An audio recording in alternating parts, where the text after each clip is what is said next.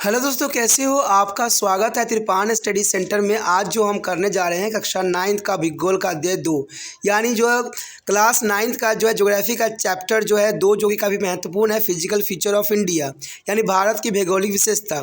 ये चैप्टर जो है काफ़ी मायने में महत्वपूर्ण रहेगा एग्जाम व्यू से, और प्लस जो बच्चे पढ़ रहे हैं उनके लिए भी बहुत काफ़ी महत्वपूर्ण रहेगा। कहते हैं ये जो है पूरे चैप्टर का निचोड़ क्वेश्चन होगा, जिसमें जो है कुछ क्वेश्चन होंगे जो कि काफ़ी महत्वपूर्ण रहेंगे एग्जाम व्यू से। अगर आप इसको अच्छे से तैयारी कर लेते हो तो 100% है जो कि इस चैप्टर के अंतर्गत जो भी क्वेश्चन आएगा सबको अटैम्प्ट करने में आप सक्षम हो जाओगे। तो इस क्वेश्चन को जो है बहुत ही ध्यान से समझना है, सोचना है, विचार करना है। ठीक है, चलिए देखते हैं हमारा आज क्वेश्चन क्या है। The eighth question is the most important here.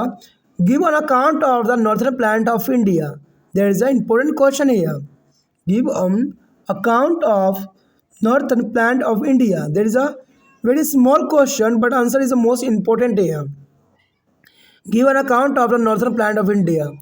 The Himalaya is up left out of the Tyrrhenian Sea and the subsidence of their northern flank of the peninsular plateau resulted in the formation of a large basin. In the course of the time, this depression gradually got filled with the deposition of the sediments from river flowing from to the mountain in the northern and led to formation of the fertile northern plain. That is important here. And next point here, they spread over an area of 7 lakh square kilometer.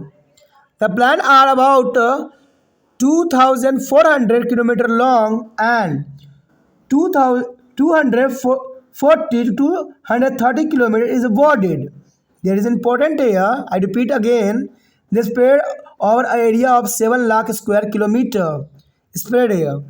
The planet are about 2,400 kilometer long and the wide bodied here 240 to 230 kilometer. This is important. And it is a densely is a populated and intensively cultivated area. The reason being there is densely populated and intensively cultivation area here. And the next here, the D. With it is a adequate of water supply and favorable climate is agriculturally a very productivity part of India.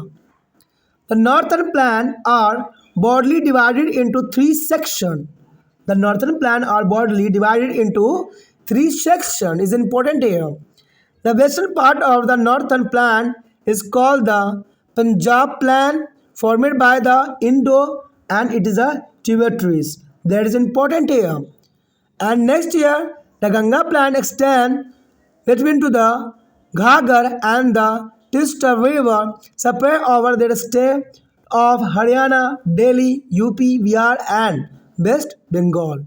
There is important here. The Ganga plain extended to between to the Ghagar and Tista River is spread over to the state of Haryana, Delhi, UP, Bihar, and West Bengal. The Brahmaputra plain lies to be the east of Ganga plain and it is covered to the area of Assam and Arunachal Pradesh. हमारा अगला question जो है earth काफ़ी महत्वपूर्ण है। कहते हैं earth question जो है अपने में ही महत्वपूर्ण है, क्योंकि इसमें बहुत साफ क्वेश्चन है कि भारत के उत्तरी मैदान का जो है आपने वर्णन करना है। हम भारत के उत्तरी मैदान के विषय में चर्चा करते ही जा रहे हैं, तो उत्तरी मैदान के बारे में हमें और जानना हमारे लिए बहुत दिलचस्प रहेगा कि भारत के उत्तरी मैदान का किस प्रकार फैलाव है और इसका क्या खासियत है। ठीक है, तो देखा जाए तो भारत के उत्तरी मैदान काफ़ी महत्वपूर्ण रहा है। ठीक है, चाहे विदेश से आने वाले व्यक्ति हो, चाहे यहाँ के उपजाऊ क्षमता की बात करें, तो उत्तरी मैदान जो है अपनी विशेषताओं के लिए जाना जाता है। तो यही पहला पॉइंट भी यहाँ दर्शा रहा है कि तैतीस समुद्र से हिमालय के उत्थान और प्रदीपीय पठार के उत्तरी भाग को धंसने के परिणाम स्वरूप एक बड़े बेसिन का निर्माण हुआ है। यानी देखा जाए तैतीस समुद्र से और हिमालय के उत्थान और प्रायद्वीपीय पठार के उत्तरी भाग को धंसने के फलस्वरूप एक बहुत बड़े जो है बेसिन का निर्माण हुआ है, और समय के साथ यह अवसाद धीरे धीरे उत्तर में पहाड़ों से बहने वाली नदियों के तलछट के जमाव से बढ़ गया है। अब देखिए यहाँ अवसाद बताया गया है। अब कंफ्यूज हो गए कि अवसाद होती क्या है। अवसाद का मतलब होता है दोस्तों कि कभी भी पानी की जब लहरें चलती है तो अपने साथ अवसाद लेके चलती है। यानी अगर आप देखोगे तो जब पानी की तेज़ हवाएं चलती है, तेज़ लहरें चलती है, तो अपने साथ जो है मिट्टी के गाढ़ा मिट्टी भी लेके चलती है, जिसे अवसाद का नाम दिया जाता है। और इस अवसाद के साथ मिट्टी तो होती है, प्लस कूड़े करकट भी होती है।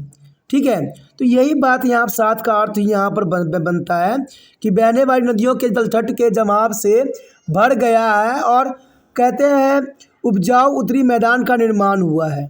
यानी देखा जाए तो एक बात आपने कभी सुना भी होगा कि जब बाढ़ आती है और बाढ़ के बाद जब वहाँ पर खेती की जाती है तो वो भूमि जो है काफ़ी उपजाऊ हो जाती है। तो ये बात काफ़ी महत्वपूर्ण बात रखती है, क्योंकि ये मिट्टी बह के जो आती है उपजाऊ क्षमता से भरपूर होती है। और उत्तरी मैदान में ऐसा ही उत्तरी मैदान का निर्माण भी हुआ है कि उत्तरी मैदान में जो है कहते हैं पहाड़ों से जो गिरने वाली नदियाँ जो है ऊपर से गिरती है और नीचे के क्षेत्र में जो है आके जम जाती है, और जिसके कारण क्या होता है यहाँ पर जो है उपजाऊ उत्तरी मैदान का निर्माण हो जाता है। और इसीलिए उत्तरी मैदान जो है इतना काफ़ी महत्वपूर्ण रहता है कि पहाड़ों से आने वाली जो अवसादें होते हैं उत्तरी मैदान क्षेत्र में बिछ जाती है, और ये कृषि के लिए बहुत काफ़ी अनुकूल रहती है। कहते हैं अगली पॉइंट की हम बात करें तो ये साफ होता है कि वे जो है 7 लाख वर्ग किलोमीटर के क्षेत्र में फैले हुए हैं। यानी उत्तरी मैदान की हम बात करें तो 7 लाख वर्ग किलोमीटर के क्षेत्र में फैला हुआ है। मैदान लगभग जो है 2400 किलोमीटर लंबा है। 2400 किलोमीटर लंबा होना कहते हैं आम नहीं है। अगर बात करें इसकी चौड़ाई की तो चौड़ाई जो है 240 से लेकर 230 किलोमीटर तक है, जो कि इसकी चौड़ाई भी काफ़ी हद तक अधिक है। अगर हम अगले पॉइंट की बात करें तो ये साफ कर देता है कि एक घनी आबादी वाला गहन खेती वाला क्षेत्र है। यानी भारत के उत्तरी मैदान देखा जाए तो ये घनी आबादी वाले क्षेत्र है। और आपको पता है घनी आबादी क्षेत्र कहाँ बसता है, जहाँ पर उसको हर चीज़ की सुविधाएं जो है सुचारू रूप से प्राप्त हो। तो उत्तरी मैदान इन्हीं कारणों से जो है काफ़ी घनी आबादी वाली क्षेत्र है, और यहाँ पर जो है गहन खेती भी किया जाता है।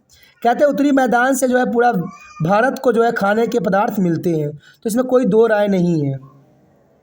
इसके पर्याप्त जल, समुद्री और अनुकूल जलवायु के साथ यह कृषि की दृष्टि से भारत का एक बहुत ही जो है उत्पादक हिस्सा रहा है। यानी उत्तरी भारत के मैदान जो है यहाँ पर अनुकूल जलवायु के साथ होने से और जल आपूर्ति के कारण यह जो है कृषि के दृष्टि से भारत का एक बहुत ही महत्वपूर्ण क्षेत्र है, और यहाँ पर जो है कृषि योग्य हर सुविधाएं जो है उचित मात्रा में विद्यमान रहता है। कहते हैं उत्तरी मैदान के मोटे तौर पर 3 भागों में बांट दिया गया है, जो कि काफ़ी महत्वपूर्ण है। यानी उत्तरी मैदान को जो है 3 जो है भागों में बांटना इसकी जो है विशेषताओं में से एक माना जा सकता है। यदि हम अगली पॉइंट की बात करें तो ये साफ करता है कि उत्तरी मैदान के पश्चिमी भाग को पंजाब का मैदान कहा जाता है, जो सिंध और उसकी सहायक नदी द्वारा निर्मित हुई है। यानी उत्तरी मैदान पश्चिम भाग के पंजाब का मैदान होता है, जो सिंध और उसकी सहायक नदियों द्वारा इसका निर्माण हुआ है। गंगा का मैदान घाघर और तीस्ता नदी के बीच में फैला हुआ है, जो कि हरियाणा, दिल्ली, यूपी, बिहार, पश्चिम बंगाल राज्यों में फैला हुआ है। यानी गंगा का मैदान जो है घाघर और तीस्ता नदी के बीच फैली हुई है, और ये नदी जो है गंगा नदी हरियाणा से होते हुए, दिल्ली से होते हुए यूपी, बिहार, पश्चिम बंगाल राज्यों में गया हुआ और वेस्ट और बंगाल की खाड़ी में जाके गिर जाती है, विलुप्त हो जाती है। तो ये काफ़ी महत्वपूर्ण बात रखता है। कहते हैं ब्रह्मपुत्र का मैदान जो है गंगा के मैदान से पूर्व में स्थित है, और इसे असम और अरुणाचल प्रदेश के क्षेत्र में भी शामिल है। तो ये काफ़ी महत्वपूर्ण बात रखता है कि ब्रह्मपुत्र का मैदान गंगा के मैदान से पूर्व में स्थित है, और इसमें असम और अरुणाचल प्रदेश के क्षेत्र भी सम्मिलित है। तो ये काफ़ी महत्वपूर्ण क्वेश्चन था, काफ़ी जो है इंटेलिजेंट क्वेश्चन था, जिसको एग्जाम के अंतर्गत आना स्वाभाविक बना देता है। ठीक है, अगर ये क्वेश्चन आपको अच्छे समझ में आ गया तो दोस्तों लाइक से सब्सक्राइब करना नहीं भूलना। जितना हो सके इस वीडियो को जो है दूसरे बच्चे तक पहुँचाने में आपने त्रिपाण सेंटर का हेल्प करना है। कहते दूसरे बच्चों को हेल्प करना ही त्रिपाण सेंटर का उद्देश्य है। ठीक है, और पहली बार वीडियो देख रहे थे तो चैनल को सब्सक्राइब करके सेव कर लीजिए, तभी जो है आपको आने वाले कक्षाओं और बहुत से नोटिफिकेशन प्राप्त होंगे जो आपके लिए फ़ायदेमंद हो सकते हैं।